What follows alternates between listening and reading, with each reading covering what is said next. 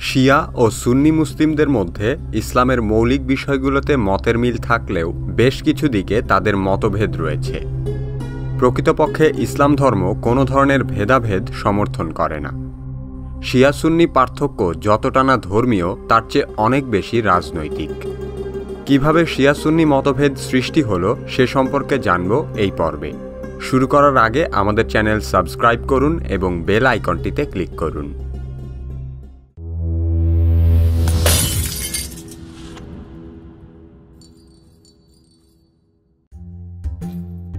বিশ্বব্যাপী প্রায় ১৬০ কোটি মুসলিম রয়েছে। এদের মধ্যে অধিকাংশ মুসলমান সুন্নি মতাদর্শের।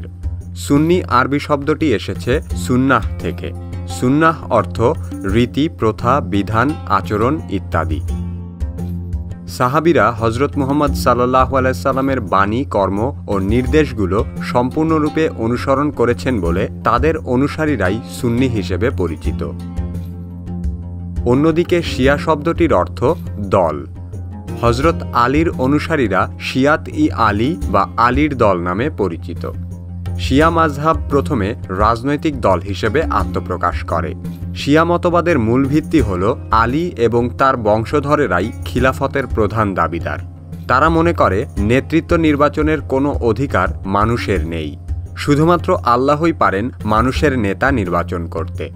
তাদের ধারণা ইসলামের শেষ নবী মুহাম্মদ সাল্লাল্লাহু আলাইহি সাল্লাম হযরত আলীকে খিলাফতের জন্য মনোনীত করে গিয়েছিলেন। পৃথিবীর বিভিন্ন দেশে শিয়া মতাদর্শীরা ছড়িয়ে ছিটিয়ে থাকলেও ইরান ও ইরাকে শিয়ারা সংখ্যাগরিষ্ঠ। তাছাড়া বাহরাইন, সিরিয়া ও ইয়েমেনেও অনেক শিয়া অনুসারী বাস করে। হযরত মুহাম্মদ সাল্লাল্লাহু আলাইহি সাল্লামের হিজরতের পর মক্কার ইহুদিরা খুশি হলেও মদিনার ইহুদিরা বিষয়টি ভালো চোখে দেখেনি। মদিনার ইহুদিদের নেতা আব্দুল্লাহ ইবনে উবাই তখন থেকেই মুসলমানদের মধ্যে বিভেদ সৃষ্টির ষড়যন্ত্র করতে থাকে। মহানবী সাল্লাল্লাহু আলাইহি সাল্লামের পরলোক গমনের পর ইসলামী বিশ্বের নেতৃত্বের প্রশ্নে মুসলিমরা দুই ভাগে বিভক্ত হয়ে পড়ে। এক দল নেতা হিসেবে চেয়েছিল হযরত আবু বকরকে, আর অন্য দলের সমর্থন ছিল হযরত আলীর প্রতি। অধিকাংশ মুসলমানের সমর্থনের ভিত্তিতে হযরত আবু বকর প্রথম খলিফা নির্বাচিত হন। এরপর ইসলামের দ্বিতীয় খলিফা হযরত ওমর ইহুদিদের চক্রান্তে ফিরোজ নামের এক আততায়ীর হাতে নিহত হন। এরপর তৃতীয় খলিফা হিসেবে নিযুক্ত হন হযরত ওসমান। কিন্তু ততদিনে হযরত ওমরের হত্যাকে কেন্দ্র করে মুসলিমরা বিভ্রান্ত ও দ্বিধাবিভক্ত হয়ে পড়ে। তৎকালীন ইহুদি নেতা সাবার ছেলে আব্দুল্লাহ ইবনে সাবা মুসলিমদের গোপন খবর পাওয়ার জন্য লোক দেখানো ইসলাম গ্রহণ করে। পরিকল্পনা মতো আব্দুল্লাহ ইবনে সাবা নিজেকে অতীব ধর্মপ্রাণ মুসলিম হিসেবে প্রকাশ করতে থাকে। সেই প্রথম প্রচারণা শুরু করে যে মুহাম্মদ সাল্লাল্লাহু আলাইহি সাল্লামের আপন আত্মীয় হিসেবে হযরত আলী খেলাফতের সবচেয়ে বেশি যোগ্য। সেই সাথে সে ইসলামের প্রথম ৩ খলিফা হযরত আবু বকর, হযরত ওমর এবং হযরত ওসমানের বিরুদ্ধে কুৎসা ছড়াতে থাকে।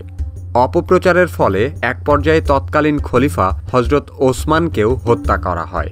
এরপর হযরত আলীর অনুসারীরা দাবি করতে লাগল তিনি যেন খলিফা হন।